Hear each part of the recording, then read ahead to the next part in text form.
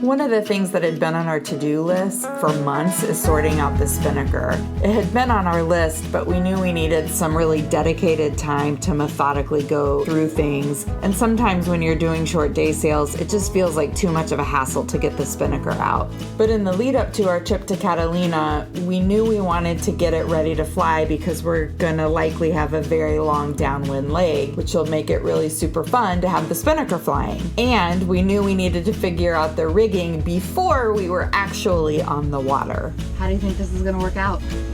Pretty good. Watched a lot of YouTube videos. Thanks, YouTube. Thanks, YouTube.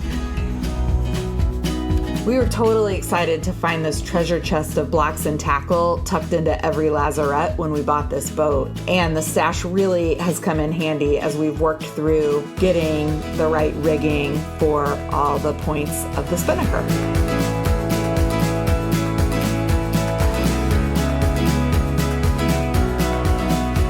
Step 1, figure out which halyard to use. We have several.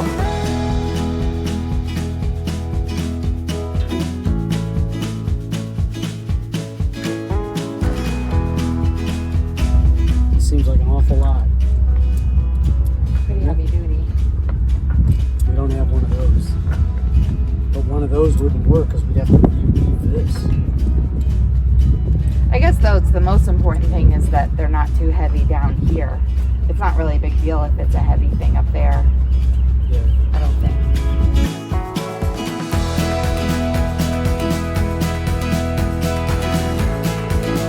What Tim is doing there is checking to make sure that the Spinnaker halyard is not wrapped around the top of the forestay. Step 2, hoist the sail. We started with me in the cockpit hoisting from back there, but the line kept getting caught and I was taking a very long time.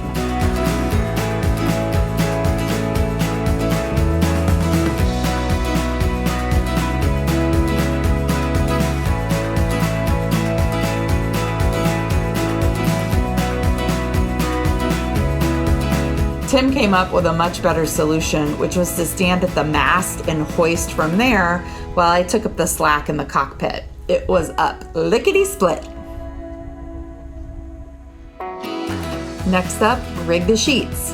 And for you non-sailors, a sheet is just the line or the rope that goes back to the cockpit that allows us to control the sail while we're sailing. So this was actually one of the easiest things for me to visualize, as it's really similar to how the jib on our race boats are rigged, with the exception of needing to put the lazy sheet around the outside of the forestay. Step 4, attach the ATN tacker. This is a simple and ingenious piece of equipment that will help make tacking the Spinnaker easy breezy. Pun totally intended. Step 5, pull up the sock. This is another piece of equipment that's totally new to us. Our small boats don't need a Spinnaker sock because the sail is so small. Basically, the sock holds the sail all together until you're ready to let it fly, which just gives an element of control as you're letting this huge Spinnaker fly out in front of the boat. We pulled the sock up about 16 feet just to see how it would work, and this was the moment that I was so happy that we decided to rig the Spinnaker for the first time while we were at the dock. When we brought the sock up, we saw that the sheets were twisted all around each other, and it would have been such a mess hoisting for the first time out in open water, and it could have led to us ripping the Spinnaker. Can you imagine ripping the Spinnaker on the first time you ever hoist it? That would have just been so sad and frankly expensive.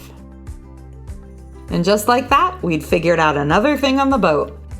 It was so fun to get a peek at the colors of the sail, and I can't wait to see the whole thing actually flying.